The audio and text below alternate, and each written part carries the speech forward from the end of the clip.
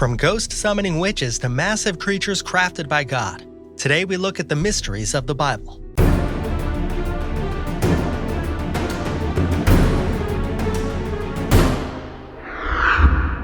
Number 12. The Holy Grail. The Holy Grail is a legendary relic that has sparked the interest of people for ages, inspiring everyone from King Arthur to Indiana Jones to search for the famed artifact. Said to be Jesus' cup from the Last Supper, the common telling of the legendary chalice is that Joseph of Arimathea used the Grail to catch the blood of Christ at the Crucifixion. And with that legend came one of its granting eternal youth for those who drink from it. Unlike other entries on this list, however, the mystery of the Holy Grail comes entirely from works inspired by the Bible, and not a word of the legendary chalice is mentioned in the Bible itself. Thus, it's seen by most historians as entirely fictional in its use, existence, and importance. Number 11. The 10 Lost Tribes of Israel. In the year 732 BCE, the cities of Damascus and Israel were sacked by the kingdom of Assyria. In the aftermath of the invasion, the 12 tribes were split, with 10 of them being relocated to the Khabur River, an area in former Mesopotamia. From there, the tribes were only mentioned briefly in the Book of Tobit, before vanishing from history altogether. Their disappearance has given way to many religious claims referencing the lost tribes ever since. Some religious scholars throughout history have pointed to the appearance of devout Jewish followers in China, Japan, parts of Africa, and South America as evidence of the lost tribes' migration. Others, like Mormons, believe the 10 tribes are to be restored, and that their missionary work is actively working toward that purpose. Despite these beliefs, however, leading historians in the field have determined the majority of claims in regards to descendants of the 10 lost tribes are highly fictionalized, or at least grossly exaggerated. Number 10. The Witch of Endor. The story begins with a king, Saul, on the brink of invasion by a coalition of Philistine forces. Panicked and without response from God, King Saul turns to black magic. Unfortunately, he had banished all magicians and necromancers from his land, and so he set about finding a witch while wearing a disguise. He finally comes upon a woman that claims she could make contact with Samuel, Saul's deceased advisor and a prophet. Saul convenes with Samuel, whereby Samuel complains to Saul for disturbing him, then condemns his actions and predicts the downfall of Saul and his army. King Saul and his army all perish the next day, but the true mystery lies in the witch. The concept of a medium connecting the living with the deceased in conversation opens up a can of worms in terms of biblical purposes. Where is the soul of the deceased coming from? Purgatory or somewhere else? Did it really happen, or was it a product of Saul's panicked state? Was the appearance due to the witch, or was it divine intervention? Religious scholars have disagreed for centuries on the witch's significance and what this ghost scene actually meant, and its implications are still debated today. Number 9. Melchizedek. Genesis 14 introduces readers to a mysterious priest and king from a city referred to as Salem.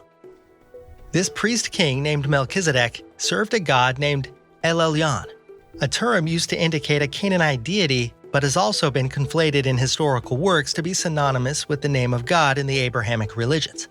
This is especially curious due to the implications of someone coming to follow God as known in the Bible without influence of Abraham. This was centuries before the founding of the Israelite priesthood and hence preceding the spread of Judaism or other Abrahamic religions. In addition, it is later stated in Hebrews 7:3 that Melchizedek was without lineage, leaving his family history lost in time in lieu of his service to God.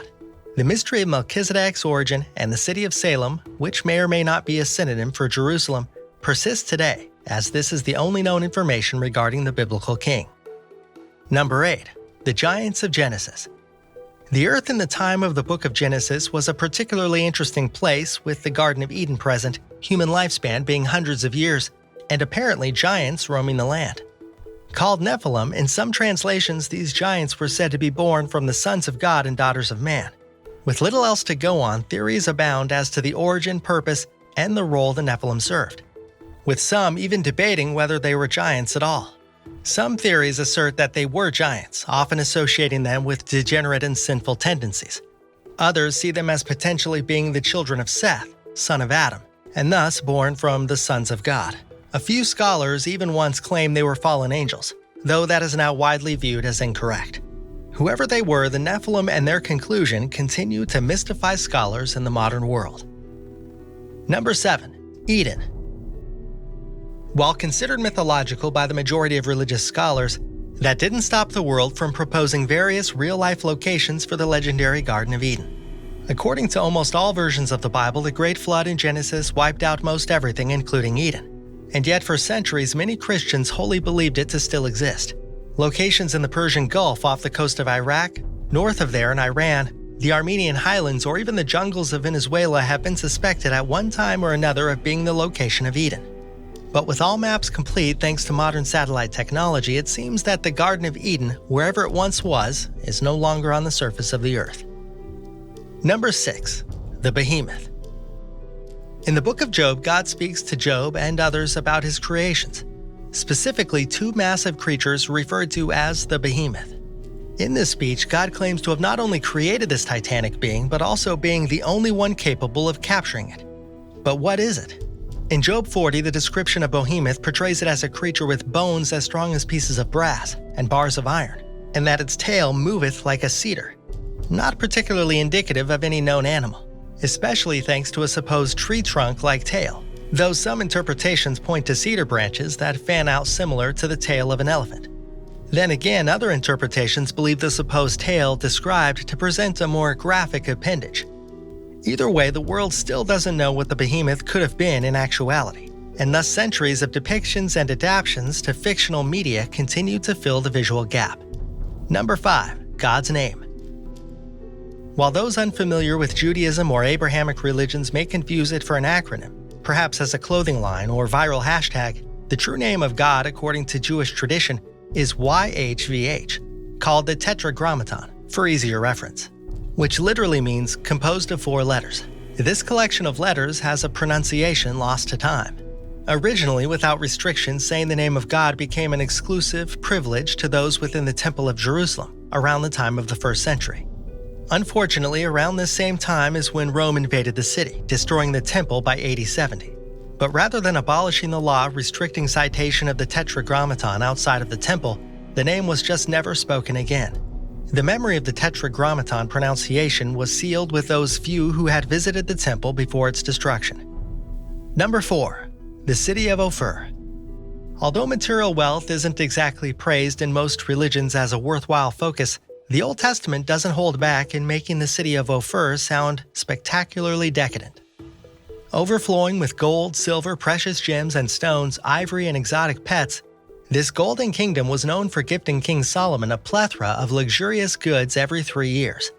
Believed to have been an actual place, this Abrahamic El Dorado has yet to be located.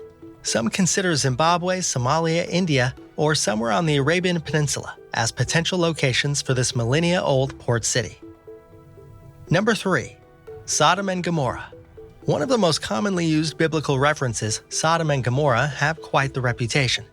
Destroyed by fire and brimstone by God himself, these cities were punished for the crimes against nature committed by their inhabitants. An example of the Lord's wrath, these cities have become synonymous with the most punishable of sins, both in and out of religious circles. But where were these heathen havens?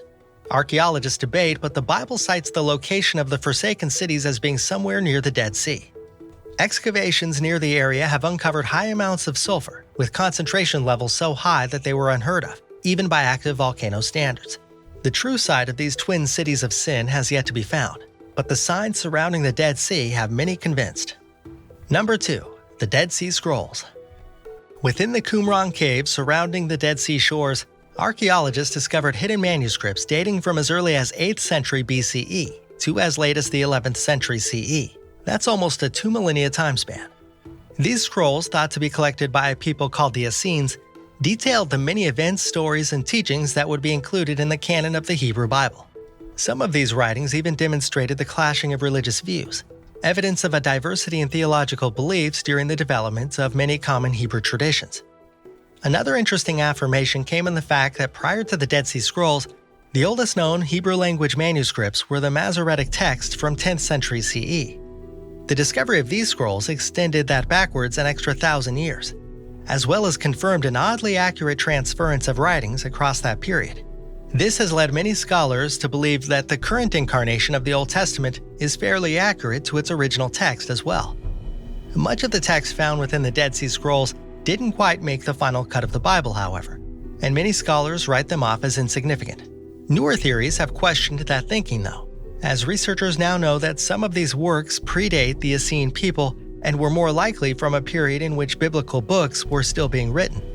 The discovery of these texts continues to shake the foundation of Abrahamic faiths as new information continues to unravel. Number 1. Jesus' lost years. Jesus is extremely famous, and were he around today, he would most definitely be a favorite of the paparazzi. Unfortunately, during his time, however, media coverage wasn't nearly as saturated, and the life and times of Jesus Christ are incomplete. From birth to the age of 12, most everything is accounted for. Then there's a gigantic gap in the historical records, as scholars have found nothing on his life until he was 30 years old. Hundreds of books have been written on these missing years, with just as many theories detailing what scholars predict he could have done. But no matter what the theories say, there's only two things for sure. He learned to work with wood, and he grew up.